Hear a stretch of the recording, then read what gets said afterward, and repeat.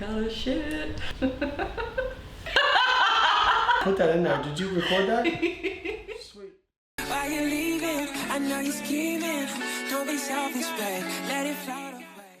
She's Holly Baxter, accredited dietitian and online physique coach. And I'm Lane Norton, and I just do what I'm told. And today we're going to talk about Holly's update 8, or i.e. week 10 reverse diet. Mm-hmm. So tell us, how's your reverse diet going? Really good, actually. So I have weighed myself every day this week and taken an average, and my weight has not changed. Oh, really? You don't say. Yeah, I know. Yeah, after the little last night, like, oh, I know I'm going to be heavier this week. I just know it. So yes, my weight has trended at 66 point something for the entire time now. I have had a couple of days where I've creeped back over into the 67 kilogram mark, but on average, my weight has come back in at 66.9 this week. So you're up a little. I'm up maybe 300 grams, which is just nothing. So 0.6 pounds. So today we are going to go through the past week of training, nutrition, what's been going on for us, what has influenced my nutritional choices, and then we're going to go and take a look at my intakes and see how I've actually gone and how I have managed to stay the same weight. I don't know. So let's go and take a look at the sheet that everybody talks about and wants a copy of. I might tell you how to do that today, actually. It's very, very easy. Yeah, let's get to it. Cool. So for training this week, Andres, my coach, if you don't follow Andres on Instagram, go check him out at the Strength Cave. He is a phenomenal powerlifting coach. He is giving it to me this last week. I had to take a full week off. If you've been watching the Reverse Diet series, you would have seen I took last week off because I've been having some hip pain with my deadlifts, so he just said take a break, and then as of Wednesday last week, you were doing what most people do who are like us, which is you were in a deficit recovery wise, and then you just kept digging that hole deeper. You just kept digging it deeper, and I've done the same thing. Yeah. And so just remember, I was searching for something that wasn't there. Yeah. So keep in mind, you can't win a meet in one day, but you can lose it in one day if you injure yourself. Exactly. Yeah. So yeah, it was great to take that week off. But consequently, great, you say. You didn't seem to care for it. Oh no, I was very miserable that week. I just was like, what do I do? What is this sitting? But yeah, as of Wednesday, the training volume really picked right back up, and I had to get a few big single sessions in, or single lifts, and some big double lifts. But overall, I've actually only been doing 3 or 4 weight training sessions. So if you look at my actual training volume, there is a very good reason to suggest that I should actually be gaining a lot of weight based on the fact that my training has decreased overall. But my weight has stayed the same. So here is my weight log for the week. You can see I've come in at 66.9 as I mentioned, but let's just mosey on over to my actual targets here. So my goal for protein 165, my carbs 195, fats 60. What is that, 234 look, grams? There is a really good high carb day here at 247. No, look at the protein, 234. And then one day I had 234 grams of protein. I must have been really, really, I don't know. What the hell did you I was eat? hanging out with guys that day, okay? I was eating all kinds of meats.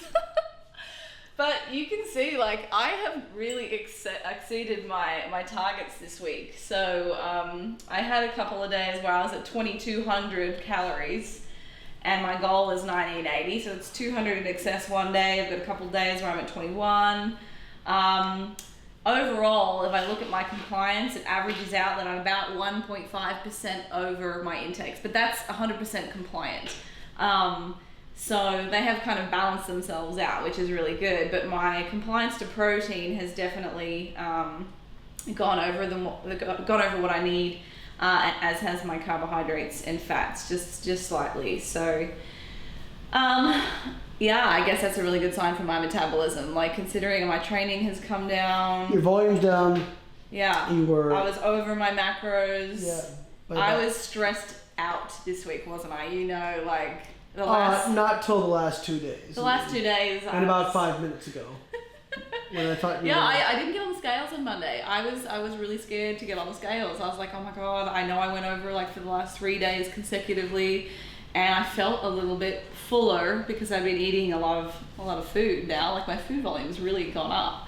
Yeah, So, that's what I was telling you is I get a lot of people who are like, oh my god, I'm putting on fat because my weight hasn't changed, but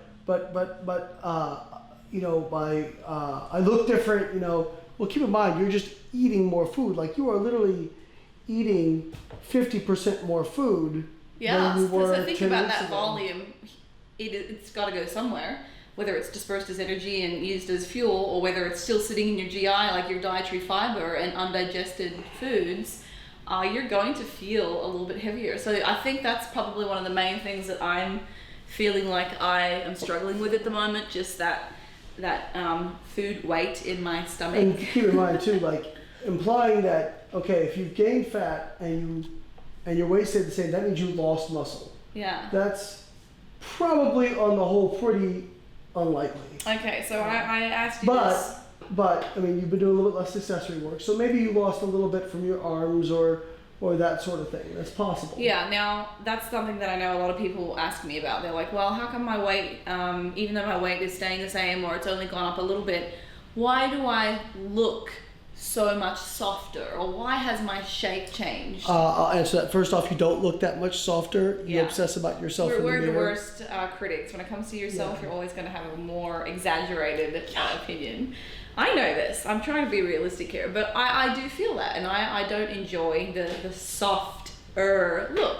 But I think I have good reason for this. Now, we've looked at my training structure, and everything is so specific to powerlifting right now. I'm just doing squats. I'm just doing bench press. So I'm just hitting my chest every day, like all these kinds of bench movements and things like that. So my smaller, more isolated muscles that I would usually train with my bodybuilding style workouts, they're not being recruited. They're not being, you know, there's no mechanical, there's some mechanical stress, but it's not to the extent of a bodybuilding workout. Right. So I think what I'm seeing is that perhaps my body composition or body fat hasn't gone down, so it hasn't gone up too much, but it's probably just that those smaller muscles potentially are atrophying a little bit. Well, and you probably have a little more muscle in your legs. And I have a lot more muscle now in my legs, my chest. Pressing muscles. Yeah, wow. So not exactly where not where I really a want fitness diva would want, you know. But it's specific for the competition you're going to do. Yeah. And you still look. I can't compliment her because if I compliment her, then she doesn't like it. But she has a physique that a lot of females would like to have. How about that? Yeah, I would like that one better. Anywho, so yeah, I guess if you're somebody that's going through a reverse diet now, have a think about what you're doing for training. What has changed during the time that you've been doing your reverse diet? Has your training been even consistent? Like, are you somebody that is actually logging your workouts and making sure that you have progression? Because if you just go into the gym and you're winging your sessions and you just do this one day, do that the other day, and you're not, progressively increasing specific muscle groups. Let's say 1 week you did 35 sets of, I don't know, a hamstring exercise, and then the next week you only did 16, and maybe you did that for a couple of weeks unknowingly, just because you weren't programming your training. You're going to have some atrophy probably, or you're certainly not going to see the growth comparative to whatever else we were training instead. So that's definitely something I've got to consider. And I kind of know, like, after this meet, I'm probably going to bring back in some of those accessory programs, and I'll probably drop weight and, the muscles I want and a twist of fate, you gain weight. Somehow I gain weight when I start training more. Yeah.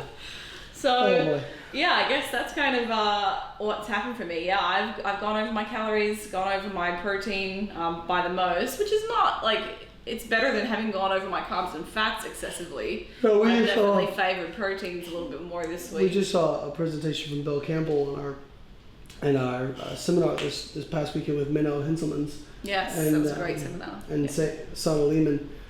And Bill basically showed that when you overeat on protein, a lot more gets dissipated as heat, all right? And a lot more, like, you just, the amount you would store from overeating protein is just not as much as other macronutrients. Now, don't take that and say I'm going to eat whatever I want with protein, because if you eat a bunch of protein, it creates more of a caloric cushion for you to store carbohydrates and fats. Right. But it does look like if you're going to overeat on one thing, protein is probably the thing you'd want to overeat on. Don't go out of your way to overeat on protein is what we're saying. But if you did accidentally, like I have here, because I've just been really hungry for the meats. Not as bad as carbohydrate or fats. Not as bad as carbs and fats. But so that being said, looking at my training this coming week is probably something we need to consider before we set my new macro targets. So I've got 3 sessions this week, and I know on the rest days, I will probably go in and just do my prehab exercises. So I'll get in and do my walk. I'll do 4 of my exercises. If you follow my Instagram, you'll see the exercises that I get in there and I spend 45 minutes on the floor rolling around and using bands. It's real fun, but it's necessary. So I'll do that on my rest days, and that's kind of it. And then next week will be even less. I think, but also considering that you just overate, right? Yeah. So let's at least match what I've I done. think that's what I was going to say. So if you want to take a look here. Kabir, I come around here. So Okay, so last week my average intake was 2013. So I think, given I didn't gain super lot of weight that week at all, I can probably set this as the absolute minimum. In fact, I think I'll probably nudge it up maybe to like 2050. So if we go up here, I'm gonna put in my new macros. I'm gonna keep it at 165. We'll go 205 for my carbs, and let's say 62 for my fats. So that's still only 2003. I think that's fine. Your training volume's down. You're already kind of freaked out about gaining some weight. So yeah, I think being a little bit conservative is okay right now. all right, so we're gonna stay on But look the at this. lower You're up side. over 500 calories in 10 weeks. Okay. And if you continue this for the next 10 weeks, it's possible that you could be up to 2,500 calories. Yeah, and that's the other thing. Like, we've really been super conservative the last 3 weeks, just because my training has been going down, and my fear was I didn't want to gain weight. So, yeah, if I had been training normally, I'd probably be up to like 2,300 by now, I think. Maybe it's also possible your metabolism would have adapted, and it's so hard to know with this kind of stuff. Yeah. Those sort of changes really only tend to make a big difference when you're doing a transition. Yeah. I've had people say, well, I could just up my training volume. Yeah, but then you're kind of taking out the point of a reverse. Exactly. Which is You're meant to just get back to endogenous, non-purposeful metabolic rate is going up. If you just start increasing exercise, well then hell, I can make anybody burn through 2,000 calories a day if you just do enough exercise. Yeah, actually. But how much do you actually want to do? I had a client, a new client start with me just last week, and she had some issues with her relationship with food. She had an eating disorder, and before I actually got into the crux of her training volumes, she was on 3,000 calories a day, which is telling me about, I have these fears of gaining weight. She's doing I have 4 binge hours exercise eating. a day. She's doing 4 hours of training a day. I So guess. like, if you look at things in isolation, like, it's like, wow, well, she's already eating a really good amount of food, but frick, she's already doing 4 hours of training a day. Like, that's not a good, that's not a good place to be. Yeah. So it's about, okay, well, how can we get that back down so it's manageable, and then try and get your calories to that. Yeah, and that's the other thing. People say, I'm on so many calories. Yeah, well, you're training so much. Like, the point of a reverse diet is to improve your endogenous, non-purposeful metabolic rate. So, which I think you're doing a good job of here, because your activity really is. You're always like the Energizer Bunny. This girl can't. I felt so lazy. She can't sit in place more than like 5 freaking minutes. So I think that this is a good middle ground. You typically fall short of your targets. I would really like to see you be consistently. Welcome to the 200 gram carb club, by the way. Oh yeah. It's been a while. He welcomes you back. But this is actually an intake now where you're starting to get in the realm of you can pretty much have whatever you want on a daily basis if you plan for it. Exactly, and that was something I really struggled with. Like, you have a nice old juicy burger if you would. I love food. I love cooking. I just, that's my thing. And yeah, when you're at 1,400 calories each, like, even up until around 1700 calories for anybody. Like, I don't care whether you're a tiny little petite person, like it's just so restrictive. Like, you can't go out and sit down and eat the meal they give you because it's super huge. Like, it just doesn't give you any flexibility. So now, yeah, what do we eat on the weekend? We've had plenty of alcohol, obviously. Greek food. Greek food. We went to a Greek restaurant. I'm bringing back in like my breads and things. Pasta. I had a massive bowl of pasta for dinner last night. I was just sitting there like I was a little kid. I was so happy. So she was so happy while she was eating it, and then she felt bloated afterward. It was like, oh, I'm so stressed. I know. I was like, oh my god, I I can't move. So yeah, it's so funny how you play mind games. Like it is really, sometimes you got to talk yourself into the positive side of things. So yeah, all right guys, well that'll do for today. You can see what my macros are this week. You can see how I had a freak out, but I'm fine. I'm going to leave you with my update, and thank you so much for watching this series. I hope you enjoy. If you like it, please comment. Tell us how your calories have gotten on a reverse diet. Yeah. Where did you start? Where did you end? Put your stuff in there. We want to see how you guys are going too. Cool.